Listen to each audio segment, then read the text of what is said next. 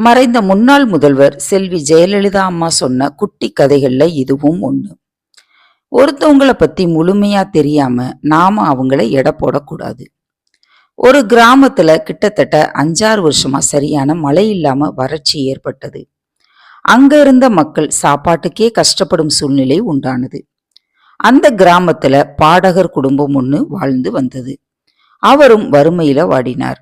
அந்த கிராமத்து மக்கள் பிழைப்பு தேடி வேற ஊருக்கு போனாங்க.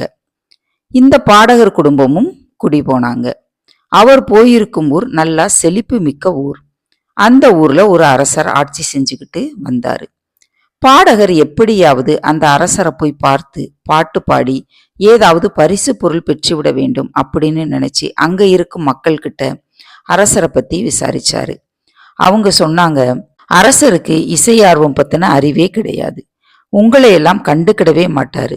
நீங்க உங்க ஊருக்கு திரும்பி போறதுதான் நல்லது அப்படின்னு சொல்லிடுறாங்க. பாடகருக்கு இதை கேட்கும் பொழுது கொஞ்சம் வருத்தமாகத்தான் இருந்தது. ஆனாலும் அரசரை பார்த்தே ஆகணும்னு சொல்லிட்டு அரண்மனைக்கு போறாரு. காவலாளி உள்ளவே விடல. என்ன எதுக்குன்னு கேட்டதற்கு, நான் ஒரு பாடகன், அரசரை புகழ்ந்து பாடி பரிசு பொருள் வாங்க வந்திருக்கேன் அப்படின்னு சொன்னதும் காவலாளி விழுந்து விழுந்து சிரிச்சு, ஐயா, இங்க அரசருக்கு எப்படி இசைக்கலைஞர்களை வரவேற்கணும்னே தெரியாது, இதுல நீங்க வேற அப்படின்னு சொன்னான் காவலாளி.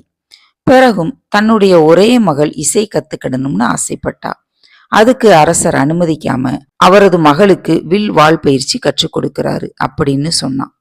இவன் சொன்னதை கேட்டதும் ரொம்பவே மனவேதனைப்பட்டு அங்க இருந்த கோவிலுக்கு போய் தன்னுடன் கொண்டு வந்த வீணையை வச்சு ஒரு சோகமான பாடலை பாடினாரு பாடகர்.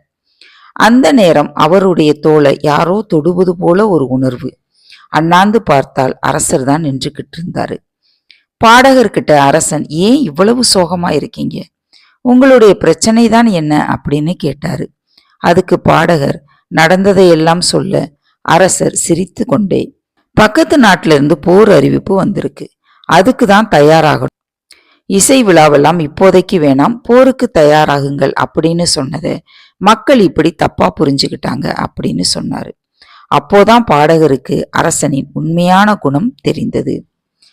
இந்த கதையிலிருந்து நாம தெரிஞ்சுக்க வேண்டியது என்னன்னா, இது மாதிரிதான் நாம அபிப்பிராயத்தை வச்சு ஒருவரை எடை போடுவது தவறு.